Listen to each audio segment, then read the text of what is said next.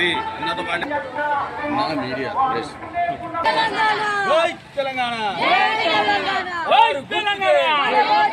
కేసీఆర్ గారి నాయకత్వం, హరిశన్న గారి నాయకత్వం, కేటీఆర్ గారి నాయకత్వం, చంద్రబాబు గారి నాయకత్వం, కారు గుర్తుకే, కారు గుర్తుకే, కారు గుర్తుకే, జై తెలంగాణ.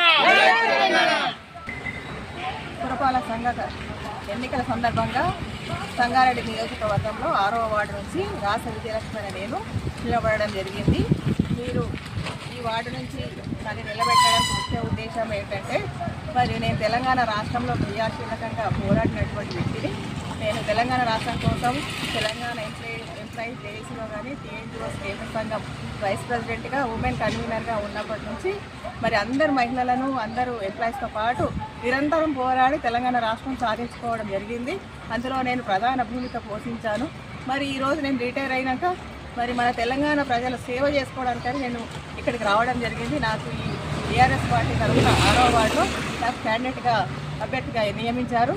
మరి మీ అందరి ఆడపడుచుల దీవెనలు, అన్నలు చెల్లెల దీవెనలు అందించి మన కాలనీ డెవలప్మెంట్ను అందరికంటే ముఖ్యంగా ఈ 6వ వార్డు చాలా వెనుకబడి ఉంది. మోరీలు డెవలప్మెంట్ లేదు, రోడ్ల డెవలప్మెంట్ లేదు, మరి నీరు వసతి లేదు, మరి సౌకర్య దవాఖాన చిన్నది లేదు, మరి అంగన్వాడీ స్కూళ్ళు లేవని చెప్పి చాలా బాధపడుతూ ఉన్నారు.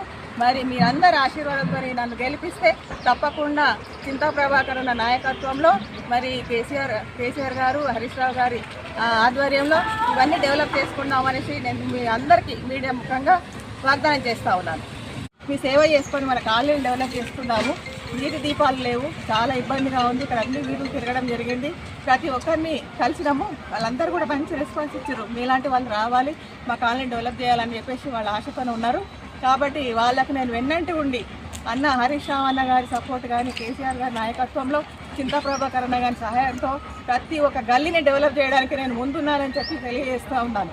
మరి మీరు అందరూ కూడా ఓటును వేస్ట్ చేయకుండా వేలబుల్ క్యాండిడేట్కి వేయాలి. కాబట్టి నేను మీకోసం నిలబడ్డా కాబట్టి మీ అమూల్యమైన ఓటుని అత్యధిక మెజార్టీతో గెలిపించి ఈ అక్కను మహిళను దీవించి మరి గెలిపిస్తే మీ అక్క అండదండగా ఉంటారని చెప్పి మీడియా ద్వారా తెలియజేస్తా ఉన్నారు.